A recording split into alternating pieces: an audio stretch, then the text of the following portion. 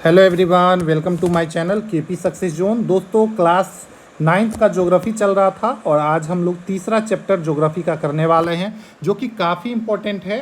Topic का नाम है अपवाह, लेकिन इसमें सारी नदियों के बारे में हम पढ़ने वाले हैं, चाहे उत्तरी मैदान की नदियां जितनी हैं और उत्तरी भारत की जो हिमालय से निकलने वाली नदियां हैं, या फिर जो प्रायद्वीपीय भारत की नदियां हैं, जो निचली भारत की नदियां हैं, तो सबके बारे में डिटेल से पढ़ेंगे और एक एक पॉइंट देखेंगे। तो आज का चैप्टर जो है थोड़ा लंबा है, तो इसको हम 2 पार्ट में भी कवर करने वाले हैं ताकि कुछ भी आपको न छूटे। ठीक है, चलिए, एनसीईआरटी है, इसको हमने नोट्स के रूप में आपको बताया है। ठीक है, चलिए अब बात करें तो अपवाह क्या होता है। एक क्षेत्र में नदी तंत्र की व्याख्या, मतलब किसी एक क्षेत्र में जो नदी तंत्र है उसकी व्याख्या को हम अपवाह बोलते हैं। अब देखिए, नदी तंत्र में क्या क्या आ जाता है। नदी तंत्र में आपको मुख्य नदी के साथ साथ उसकी सहायक नदी भी आ जाती है।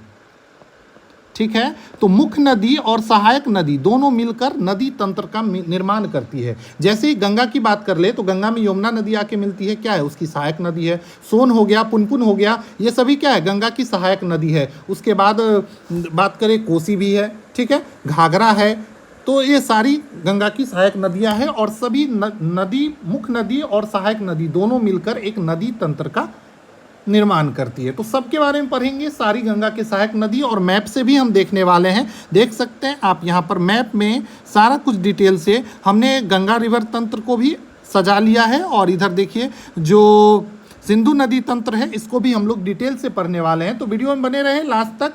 ठीक है, चलिए, तो उसके बाद जो दूसरा पॉइंट है यहीं पे आ जाते हैं। अपवाह द्रोणी बोलते हैं। अब अपवाह द्रोणी किसको बोलते हैं? एक नदी तंत्र द्वारा जिस क्षेत्र का जल प्रवाहित होता है उसे एक अपवाह द्रोणी बोलते हैं। ठीक है, जैसे गंगा नदी का द्रोणी हो गया, ब्रह्मपुत्र नदी का द्रोणी हो गया, मतलब ब्रह्मपुत्र नदी जिस क्षेत्र से बहेगी वो क्षेत्र उसका क्या होगा, उस नदी का द्रोणी कहलाएगा। ठीक है, याद रखना है कि अमेजन नदी का जो द्रोणी है दोस्तों, जो क्षेत्र है वो विश्व में सबसे बड़ा अपवाह द्रोणी है। मतलब बहने वाली सबसे ज़्यादा एरिया किसका है, तो अमेजन नदी का है। ठीक है, तो विश्व में है, तो इसको भी ध्यान रखेंगे। और कमेंट करके बताइए कि अमेजन नदी जो है किस देश से होकर बहती है। ठीक है, किस किस देश से होकर अमेजन नदी बहती है, जल्दी से कमेंट करके आप लोग बताइए। चलिए, अब आगे जो हम लोग पढ़ने वाले हैं वो है जल विभाजक। जल विभाजक क्या होता है? जब पर्वत और कोई उच्च भूमि दो पड़ोसी अपवाह द्रोणी के अलग अलग करती है तो उसे जल विभाजक कहते हैं। कि मान लीजिए ये पहाड़ी है और इसके दोनों तरफ, एक तरफ मान लीजिए ये सतलुज की नदी है और एक तरफ मान लीजिए घाघरा की नदी है, तो दोनों क्या अलग अलग द्रोणी है, और बीच में जो ये एरिया है, पहाड़ है, ये क्या है, जल विभाजक का काम करती है। ठीक है, और अम्बाला शहर भी के बारे में नीचे दिया गया है कि अम्बाला शहर जो है एक जल विभाजक पर स्थित है। एक तरफ सतलुज नदी है और दूसरे तरफ जो है घाघरा नदी है। ठीक है, तो इसको भी हम लोग देखेंगे। चलिए आगे दोस्तों, भारत में अपवाह तंत्र को अब हम लोग पढ़ेंगे। तो भारत की नदियों को 2 भाग में बांटा गया है। एक है हिमालय से निकलने वाली नदियाँ, दूसरी है प्रायद्वीपीय नदियाँ। और आज जो हम लोग पढ़ने वाले हैं हिमालय से निकलने वाली नदियाँ। ठीक है, हिमालय से निकलने वाली नदियाँ और प्रायद्वीपीय नदियाँ में क्या अंतर होता है? तो जो हिमालय से नदी निकलती है वो 12 मासी होती है, मतलब कि 12 मास इसमें जल निकलता है, जल भरा रहता है 12 मास, इसीलिए इसको 12 मासी नदी बोलते हैं जो हिमालय से निकलती हैं। लेकिन वहीं प्रायद्वीपीय नदी की बात करें तो ये नदियाँ अधिकतर मौसमी होती है, ये वर्षा पे डिपेंड करती है। लेकिन जो हिमालय से निकलने वाली नदियां है ये वर्षा पे डिपेंड नहीं करती है, वहाँ से ग्लेशियर भी पिघलती है और वो भी जल के रूप में हमेशा बहती रहती है। ठीक है, हिमालय से निकलने वाली नदियां में सबसे प्रमुख हो जाएगा सिंधु, ब्रह्मपुत्र, इसके बाद गंगा। ये 3 जो है दोस्तों काफ़ी प्रमुख है। इसके बाद यमुना भी हो गया। तो ये सारी नदियां जो है दोस्तों हिमालय से निकलने वाली नदियां हैं। ठीक है, तो सिंधु ब्रह्मपुत्र जो है उत्तरी भाग में से निकलती है और गॉर्ज का निर्माण करती है। ठीक है, याद रखेंगे कि सिंधु और ब्रह्मपुत्र नदी जो है भारत से बाहर इसका उद्गम स्थल है और ये उत्तरी भाग से निकलती है। सिंधु इस तरफ आ जाती है और ब्रह्मपुत्र जो है इस तरीके से जाती है और अरुणाचल प्रदेश में भारत में मिलती है। इसके बारे में डिटेल हम पढ़ने वाले हैं। ठीक है,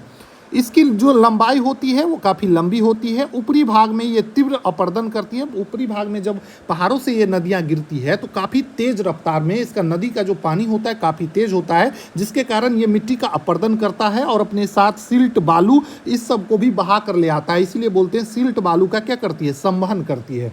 ठीक है। वहीं बात करें प्रायद्वीपीय नदी की, तो इसकी जो लंबाई है वो हिमालय की नदियों की तुलना में कम होता है। ये नदियाँ जो है दोस्तों छिछली होती है। अधिकतर नदियाँ जो है इसमें पश्चिमी घाट से निकलती है और बंगाल की खाड़ी में जाकर गिर जाती है। तो ये है प्रायद्वीपीय नदी। ठीक है।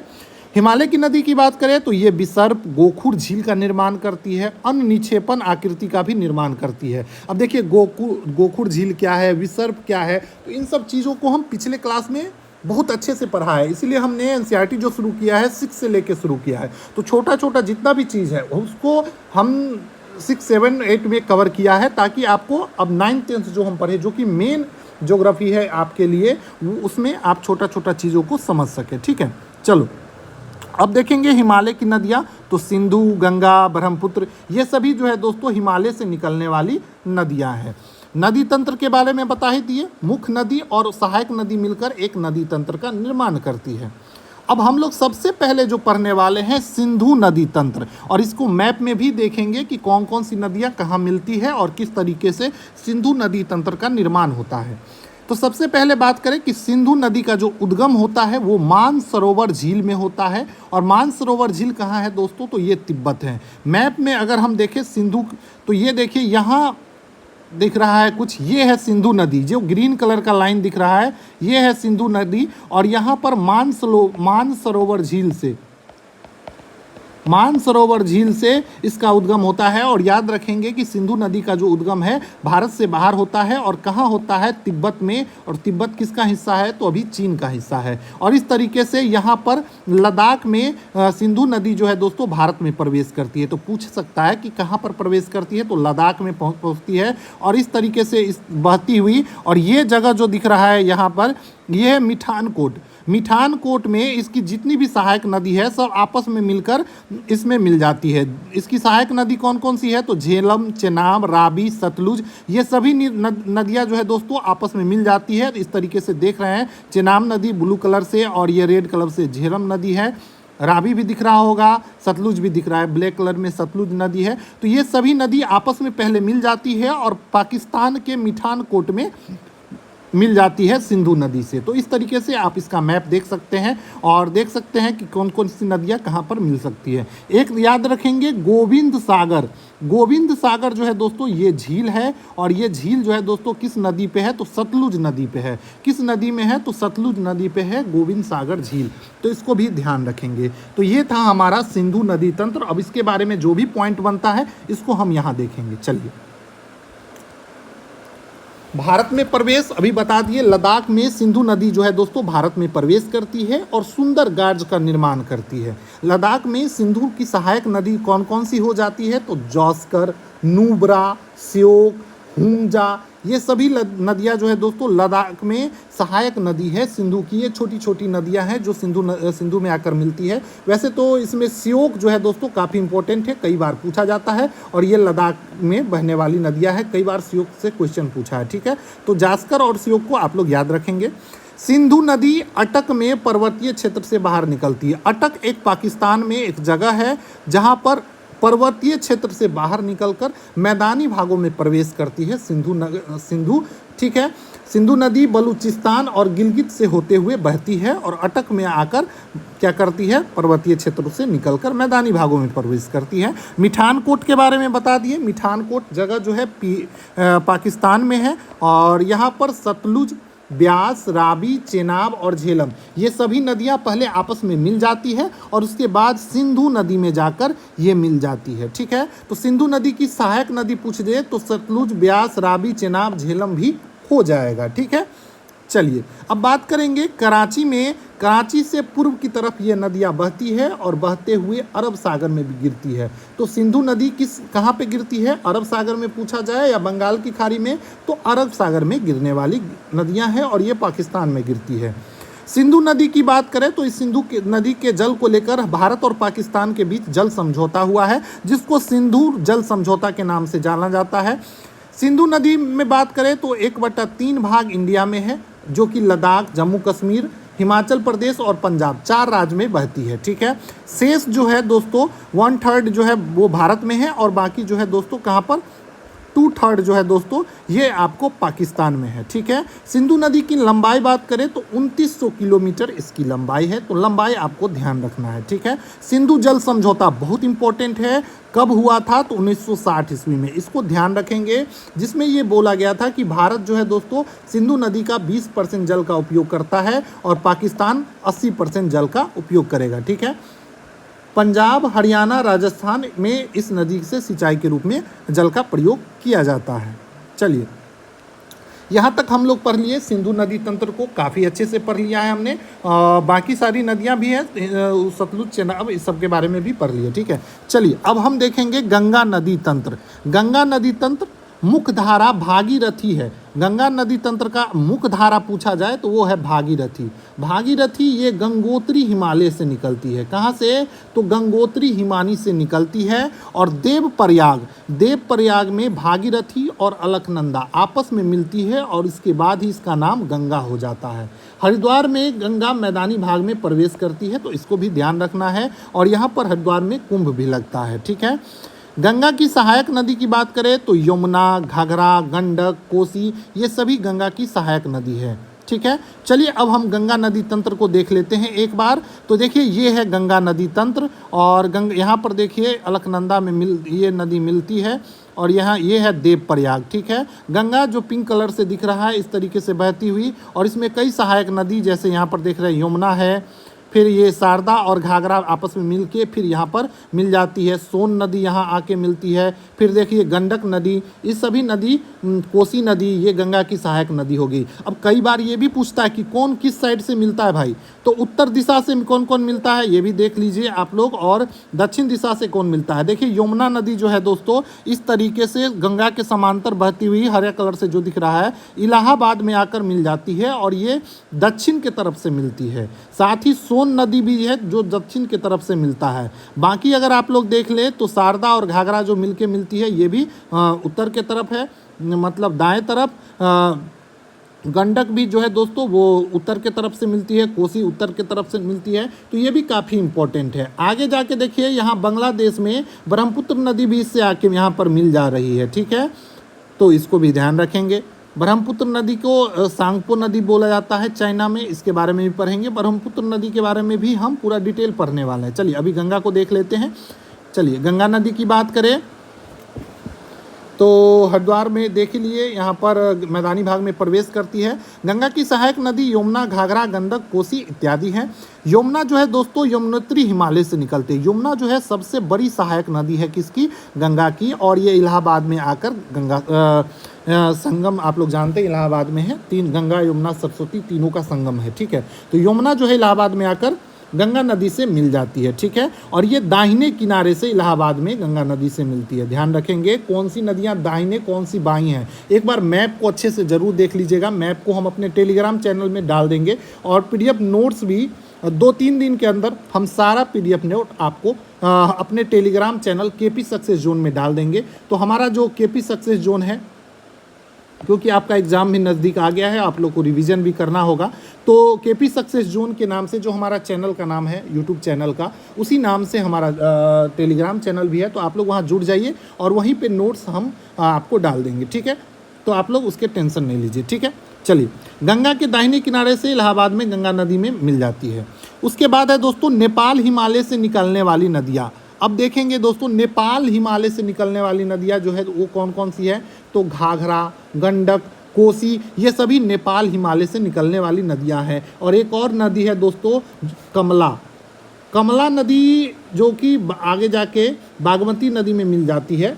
और ये जयनगर हमारा जो गृह जगह है मधुबनी डिस्ट्रिक्ट में, वहीं से ये भारत में प्रवेश करती है। तो मैं इसको जिक्र ज़रूर करूंगा क्योंकि ये बिहार की ही नदियां हैं। और अगर आप लोग मिथिला के क्षेत्र में मधुबनी तरफ होंगे तो आप लोग जानते होंगे कि कमला नदी भी जो है नेपाल हिमालय से ही निकल के आती है। ठीक है, कोसी नदी की बात करें तो कोसी नदी को बिहार का शोक नदी बोला जाता है, क्योंकि सबसे ज़्यादा पूर्णिया, कटिहार जो कोसी का एरिया है, सुपौल हो गया, इन सब एरिया में कोसी से काफ़ी कहर बरपाती है और काफ़ी बाढ़ देखने को मिलता है। यही बात है कि कोसी को बिहार का शोक नदी बोला जाता है और हर साल लाखों क्षति होता है। ठीक है,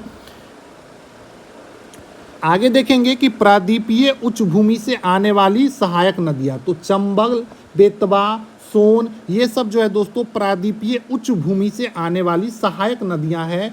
चंबल, बेतवा और सोन। चंबल जो है दोस्तों ये मध्य प्रदेश में बहता है, इसको भी ध्यान रखेंगे। और ये भी सोन नदी भी मध्य प्रदेश के अमरकंटक के पहाड़ी से निकलती है और ये बहते हुए बिहार की तरफ आती है और बिहार में पटना के पास ये गंगा में मिल जाती है।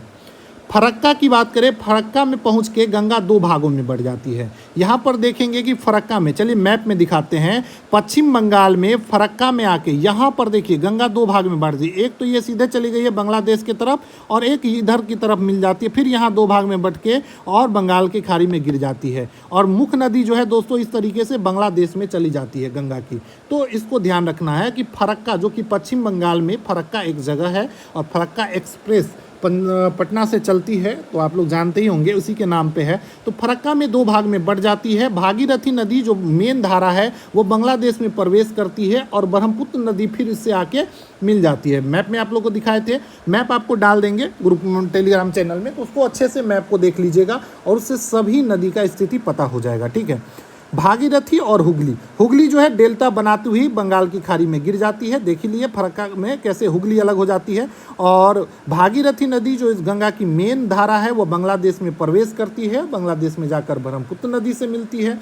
गंगा और ब्रह्मपुत्र मिलकर मेघना के नाम से जाना जाता है बांग्लादेश में, और गंगा को दोस्तों पद्मा के नाम से भी जाना जाता है, तो इसको भी ध्यान रखेंगे। बांग्लादेश में जाते ही ये पद्मा के नाम से जाना जाता है और जब गंगा और ब्रह्मपुत्र दोनों मिल जाती है तब उसको मेघना के नाम से जाना जाता है। ठीक है, अब मैप में देखिए कहाँ पर, तो देखिए यहाँ पर देखिए बांग्लादेश में यहाँ से प्रवेश करती है और यहाँ तक इसको पद्मा के नाम से जाता है। यहाँ पर देखिए ये इधर से आया, ब्रह्मपुत्र नदी इधर से आया, इसमें मिल गया और इसके बाद इसे मेघना के नाम से जाना जाता है।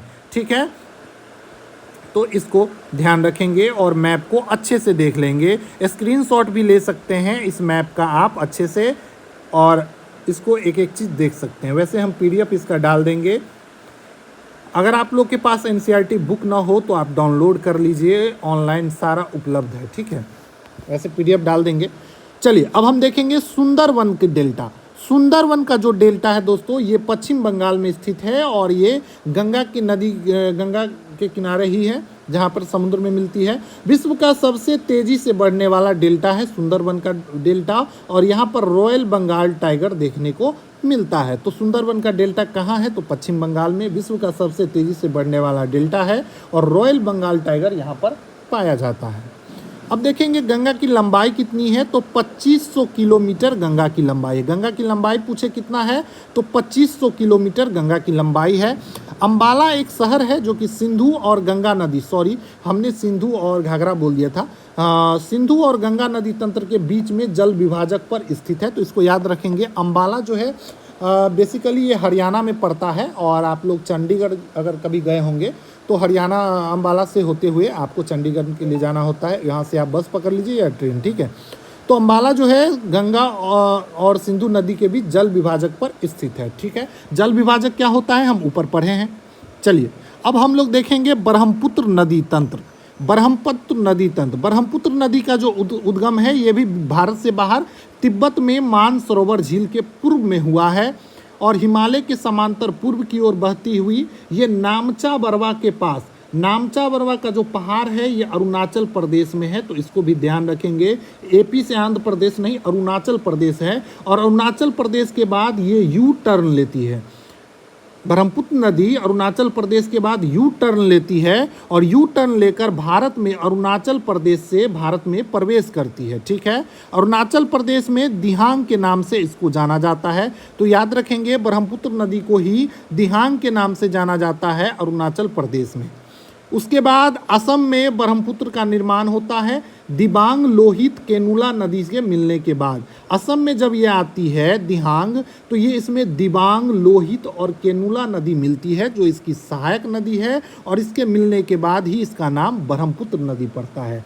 ब्रह्मपुत्र नदी को भी हम मैप में पढ़ेंगे, पहले इस थ्योरी को देख लेते हैं, ठीक है।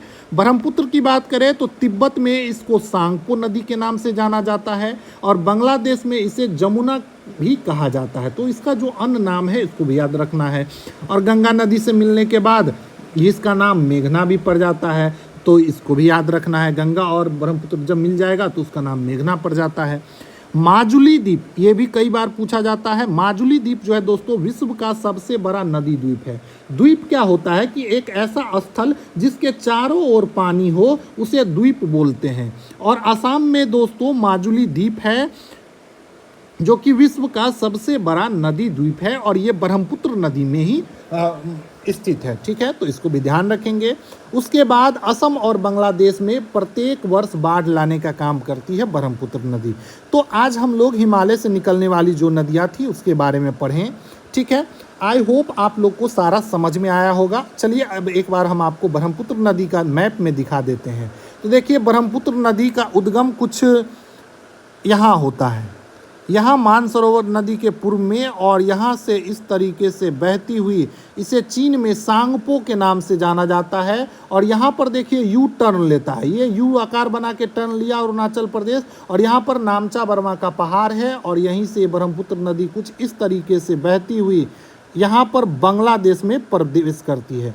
यहाँ पर बांग्लादेश में प्रवेश करती है और यहाँ पर आकर गंगा नदी से मिल जाती है, ठीक है।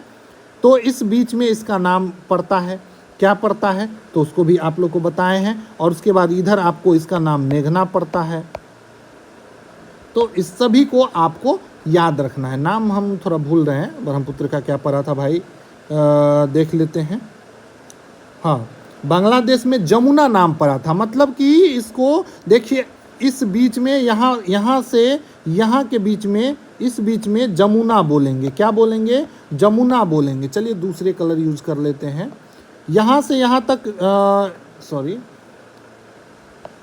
चलिए यहाँ से यहाँ तक इसको जमुना बोलेंगे। उसके बाद यहाँ गंगा से मिलने के बाद यहाँ से लेके और यहाँ तक मेघना के नाम से बोला जाता है, ठीक है। और गंगा को यहाँ से लेके यहाँ तक पद्मा के नाम से जाना जाता है। तो सबको नाम याद रखना है। और ये देखिए ये पश्चिम बंगाल में ये अलग नदी जो इससे निकलती है इसको हुगली नदी बोलते हैं। तो ये सारा आप लोग मैप में पढ़ लिए हैं, और मैप को अच्छे से एक बार देखना है और सबको समझना है, ठीक है। चलिए इसको मिटा देते हैं, नहीं तो खिचड़ी हो गया। ये मैप तो काफ़ी क्लियर दिया ही हुआ है, तो इसको आप लोग देख लीजिएगा, ठीक है।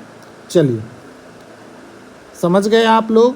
तो आज के वीडियो में हम हिमालय के निकलने वाली जितनी नदियाँ थी उसके बारे में हम लोग पढ़ें, ठीक है। और कल हम लोग प्रायद्वीपीय नदियाँ पढ़ेंगे, और इसमें हम सारा जितना भी प्रायद्वीपीय नदियाँ हैं सबको कवर करेंगे। नोट्स तैयार है लेकिन ये थोड़ा अधूरा है दोस्तों, टाइम का थोड़ा अभाव है, स्कूल भी है तो दोनों को देखना है। स्कूल से फ्री होने के बाद हम आपके लिए क्लास लेकर आते हैं। लिखना पड़ता है, हमें भी नोट्स बनाना पड़ता है, देख लीजिए पहले से बना हुआ नोट्स नहीं है, नहीं तो हम अभी तक कंप्लीट करा दिए रहते। आप लोग बोलते हैं कि सर टाइम लग जाता है, यही कारण है कि टाइम लग जाता है। हम नोट्स का निर्माण करते हैं, लिखते हैं और उसके बाद आप लोग को पढ़ाते हैं, ठीक है। तो आप लोग के लिए हम मेहनत कर रहे हैं, तो आप लोग भी चैनल को ज़रूर सब्सक्राइब कर लीजिए और सपोर्ट कीजिए, और अच्छे से हम इसको कवर करा देंगे। 10th तक का ज्योग्राफी हम करा देंगे। हमें पता है कि आपका TRE 3 का एग्ज़ाम है, तो अच्छे से तैयारी करते रहिए। ज्योग्राफी हम कराते चल रहे हैं, बाकी सब्जेक्ट भी आप पढ़ते चलिए। भारतीय राष्ट्रीय आंदोलन भी हमने पूरा कंप्लीट किया है, जो कि BPSC TRE में काफ़ी इंपॉर्टेंट रोल प्ले करता है। तो जाइए प्लेलिस्ट में और देखिए। बिहार स्पेशल का भी कुछ वीडियो है, जैसे बिहार स्पेशल में जो हिस्ट्री है वो भी कवर है, मॉडर्न राष्ट्रीय आंदोलन वाला, तो उसको भी ज़रूर पूछिए, कई क्वेश्चन वहाँ से देखने को मिला था। तो जितना इम्पोर्टेंट चीज़ ही हम कवर करा रहे हैं, तो एकदम छोड़ना नहीं है, बिल्कुल अच्छे से करते चलना है और डिटेल में पढ़ते चलना है। और इसके पढ़ने के बाद आप क्वेश्चन ज़रूर प्रैक्टिस कीजिएगा। देखिए क्वेश्चन प्रैक्टिस करना सबसे ज़रूरी है। अगर आप 20% थ्योरी करते हैं, 30% थ्योरी करते हैं, तो 70% क्वेश्चन भी प्रैक्टिस कीजिए। दोनों संतुलन बना रहेगा, तभी जाके आपका सिलेक्शन होगा। तो पढ़ते रहिए।